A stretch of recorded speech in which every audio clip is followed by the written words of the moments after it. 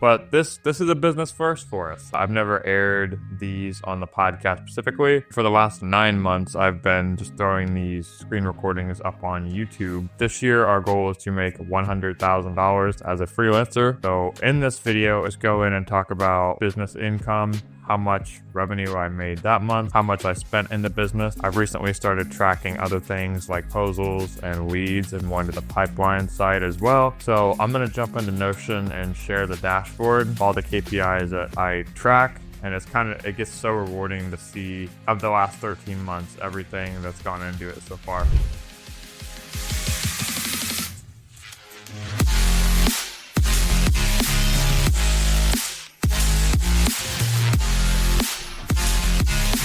What is going on, ladies and gentlemen? Welcome back to another powerful episode of Marketing by Design. This is entry number 90 of this podcast, which means we've been running for 90 straight weeks. Not that that is a milestone in and of itself, but this is the first time I'm going to be doing a monthly retro style episode. And if you guys haven't kept up to date with my personal content, my business, I run a design and marketing agency and I started full time in February of 2024. And as soon as I started doing that, every month I've gotten to the habit of recording a monthly retro. Jay Klaus is the one that inspired me to do this, of Creator Science, basically a practice to record everything financially, leads wise. I've added in a couple other metrics that I track every month. And for the last 9 months, I've been just throwing these screen recordings up on YouTube. This year, our goal is to make $100,000 as a freelancer. So we're calling it kind of the road to six figures. And I'm going to record this special episode for the podcast specifically. But this is a business first for us. I've never aired these on the podcast specifically. They are all up on YouTube for the last 9 months. I guess there's a little bit different of a vibe to there. If you guys want to see the video versions of those will be linked. But yeah, like I said, this is a podcast first. And I'm a little bit nervous to do it. And that's why I started doing it in the first place, was to release my money mindset, any self-limiting beliefs that I have, which were a lot getting started in the business, but awareness around what you're spending, what you're making, and also the transparency is really big for me. So in this video and all the retro structures, what I do is basically just go in and talk about business income, how much revenue I made that month, how much I spent in the business. I've recently started tracking other things like proposals and leads and more into the pipeline side as well, and a little bit of content stuff. So how many LinkedIn followers I have, and also the size of my mailing list, because those are two KPIs that I am tracking for 2025 as well. So I'm going to jump into Notion and share the dashboard. This is where I record everything, and I have a couple of software screenshots that I put into each of these pages. So this right here is an aggregated view of all the KPIs that I track. And it gets so rewarding to see of the last 13 months, everything that's gone into it so far, which is really cool. But this is the filtered database table where I have just this year's. So filtering it by that, and that way I can start to calculate, see how close we are to the road to 100K. But I'm also going to break down the nuances of what we spent money on, what accounts we made money on, what the projects were, and just really dive into it on that front, so you guys will know everything about the business and everything we did to generate the income we got. So I'm going to set a calculation sum here. So the end of March 2025, we currently have 9 active accounts. Our revenue in March was $11,081.67. Our expenses for March at a high level were $2,534.78, which is a new all-time high. And our personal expenses, so rent, groceries, gifts, quality of life, stuff like that, was $2795.65. We have 4 outbound proposals. Our LinkedIn follower count was 4,305, so 4,305 LinkedIn followers. And the size of our mailing list is 206, which is down 5 from last month because I did some list cleaning and retagging of our ConvertKit account.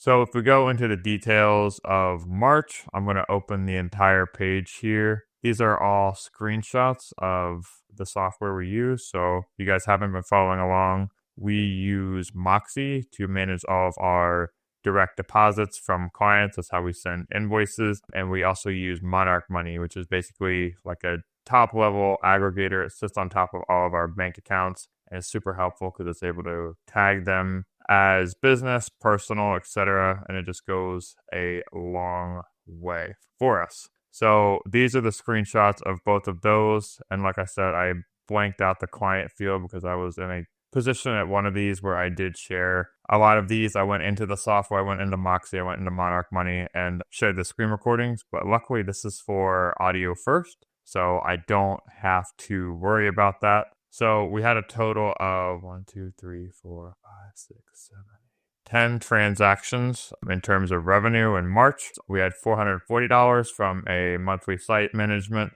March 3rd was a deposit of $180 for website management for our clients in Marysville.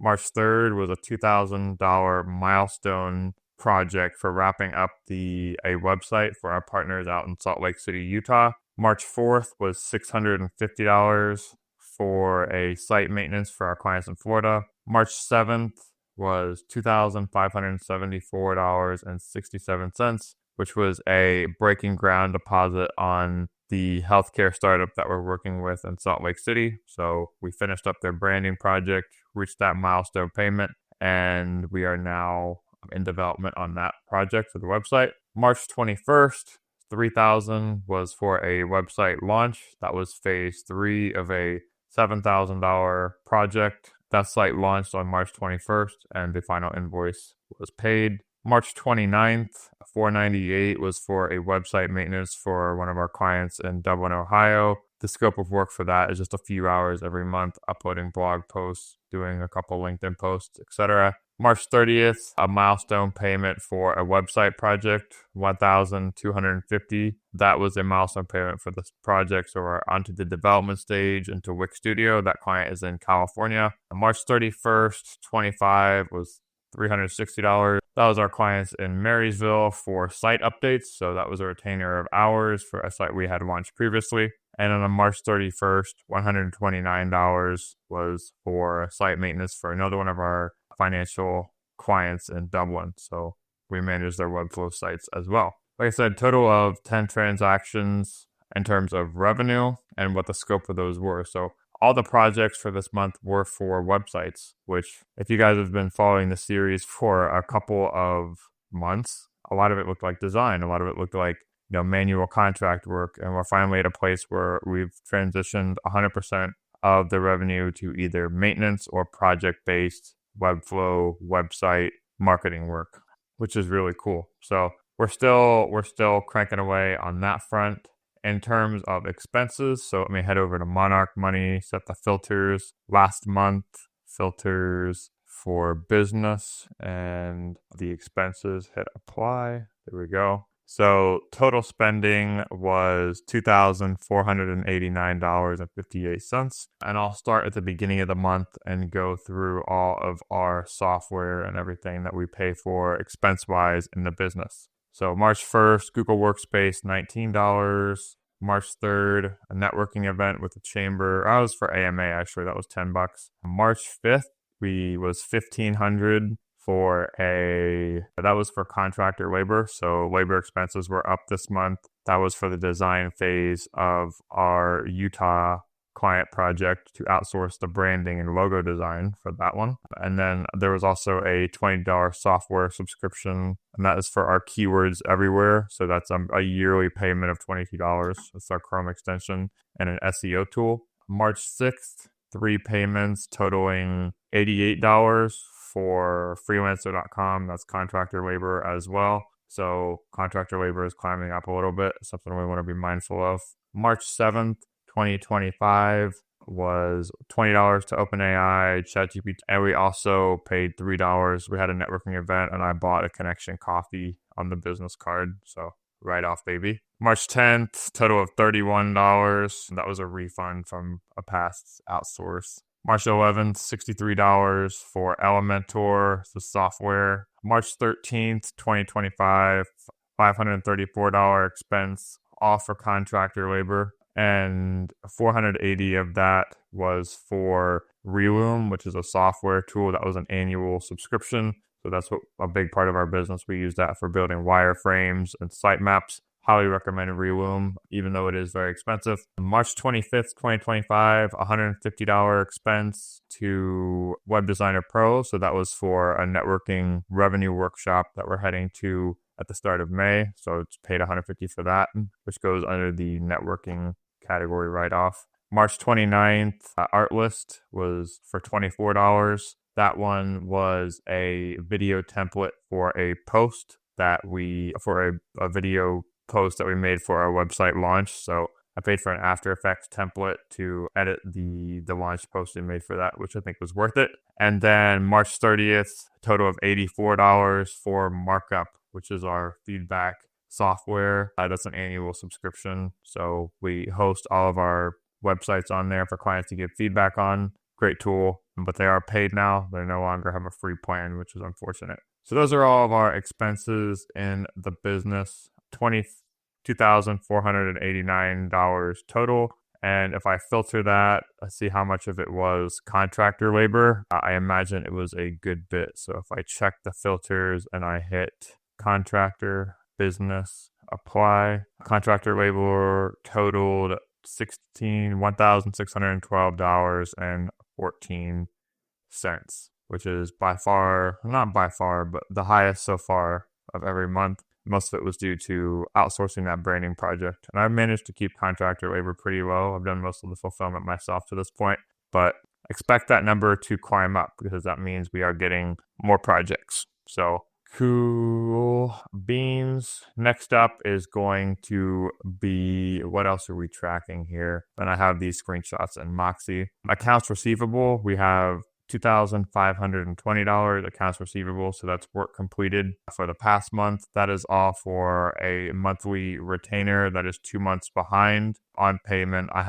It's actually has gone through as the time of this recording. So that'll go on the April income statement, but that is accounts receivable. But I didn't want to count it on this month because, the numbers aren't there. So business expenses, personal revenue, non-personal expenses, a screenshot there. The other thing I started tracking this month, like I said, was LinkedIn followers, outbound proposals, and mailing list size. So 4 outbound proposals, offer websites, 4,305 LinkedIn followers, 206 is the size of our mailing list. And now I'm going to go straight into a reflection. So now that we have the financials covered, that's going to wrap it up for the financial part of this monthly retro. But now we're going to get into the review part. So I'm going to go over some wins, losses, and focus areas that I'm taking away and building on for the next month.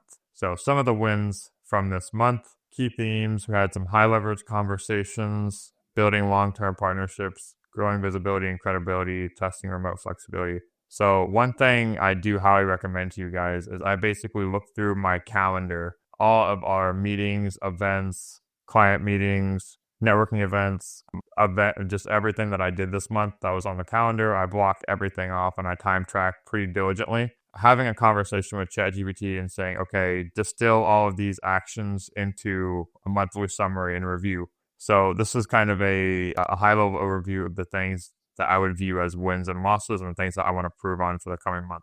So some of the wins, and I'll go through these pretty quickly, but recorded 4 podcast interviews with Benny Johnson, president of the AMA, Frank Agan, Amspirit Business Connections, Whitney, and Michael Mondragon, and also Bobby from Columbus. So recorded 5 podcasts last month. Every time I record a podcast, I leave in a much better mood than when I started. And I love marketing by design, and I can't wait to grow that to the moon. So it's a personal passion project of mine, and it's also going to serve as a marketing asset as well. We kicked off the project for our partners in Utah. So we developed their wireframes and we got great feedback from them. We had a call with the 3 founders this week, and it was just a really wholesome call. They got a lot of value out of it, and they really appreciated the work. And you guys know, is anytime that we are able to get affirmation or feedback for what we deliver, then it's always a win. We attended the Brickhouse Blue grand opening, so that was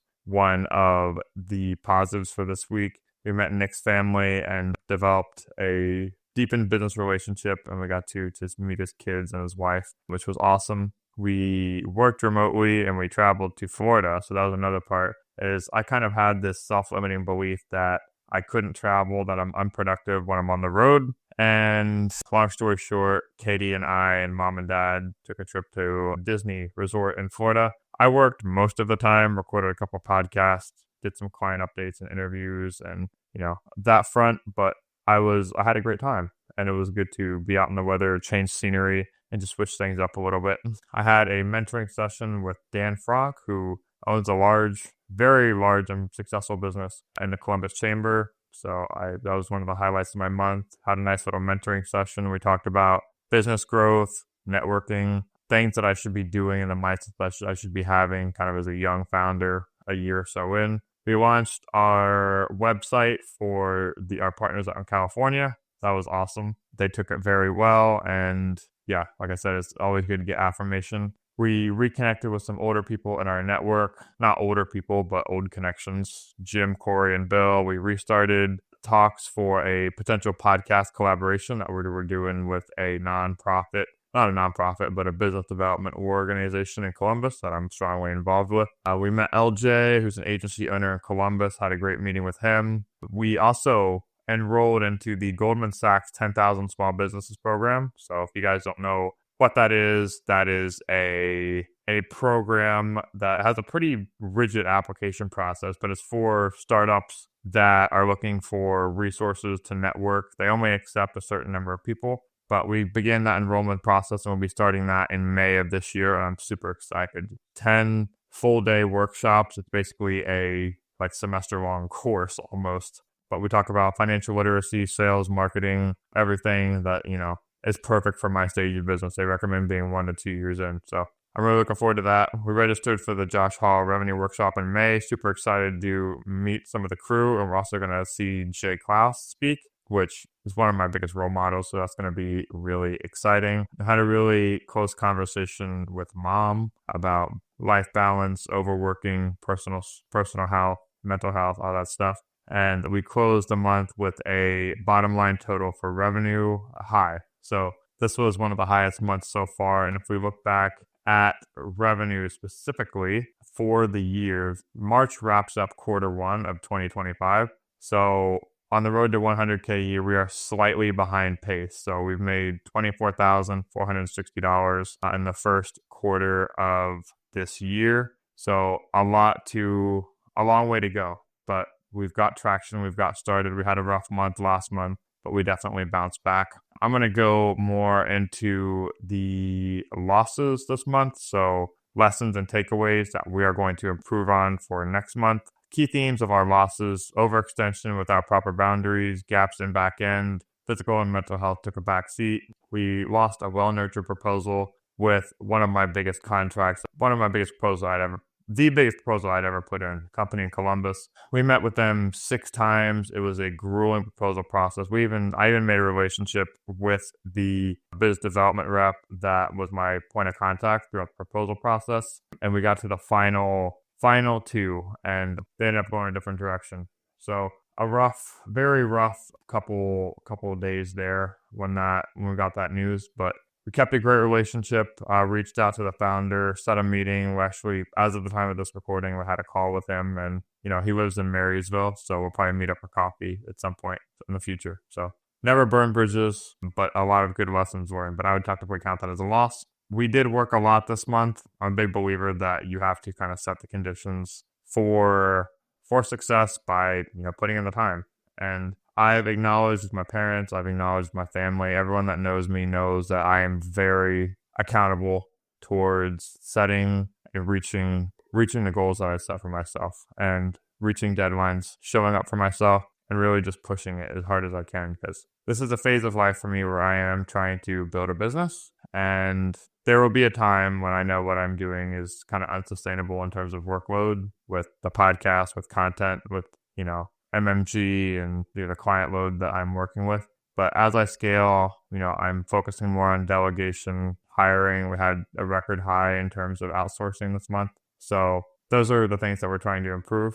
But like I said, there are always ways to improve. We lost our luggage during the Florida trip. Thankfully, they have since been mailed back, but we had a slightly scary moment there that I was not grateful for. We missed a couple execution items, so we didn't reach our goals. We didn't integrate our email sequence, which was one of the priorities I had set for last month. We didn't reach our podcast guest outreach goal, so that's a little unfortunate, but just got pushed to the back burner, and I was not accountable to doing that. We did not reach our LinkedIn outreach goal, so the goal is to send 20 connects every day and do our 10-10-10. So engage with 10 new prospects via DMs, post every day. We did post every day, which is a good thing, but just time in the inbox was not sufficient, and that's because there was a lot of travel. I have my morning routine of getting on there, and to be honest, I didn't spend as much time on there as I could have.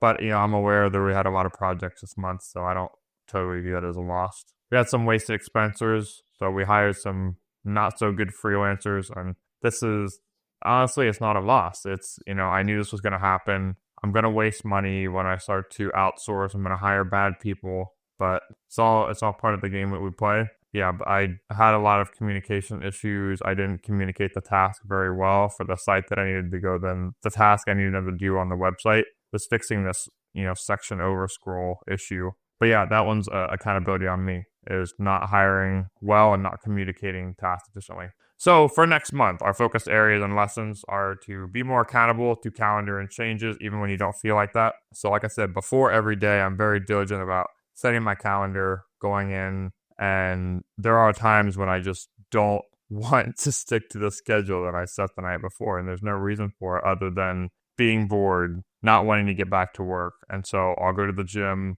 I'll go on a walk, I'll come back for a break, but I want to create the relationship with my calendar that is the default, and that's what I'm accountable to. So being more accountable to the calendar are the goals for the coming month. The next focus area and lesson for April is take deep breaths and pause every time you begin to feel overwhelmed and impulsive towards binge eating and staying up late. Two of my personal struggles for this month was, not thinking things through. And I do have a bad habit of getting into poor sleep, over caffeinating, and then compensating in other areas, which I'm starting to see sometimes. So just being more mindful, being kinder to myself, all priorities. And the last one was to enjoy moments of conversation, and small resolution.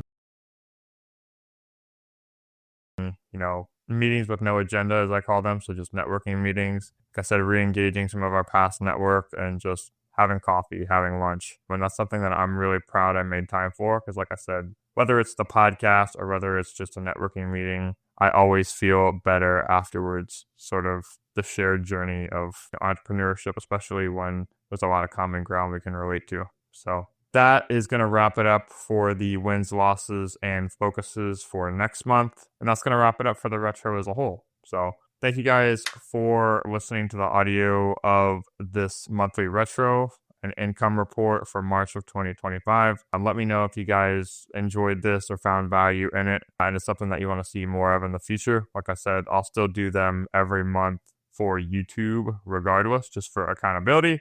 Be sure to check out the description for all of our other resources. So join our mailing list for the podcast. And if you have any design, marketing, or revenue growth needs for your B2B business, or you just want to hop on a call, that link will be below as well. You guys know what I do.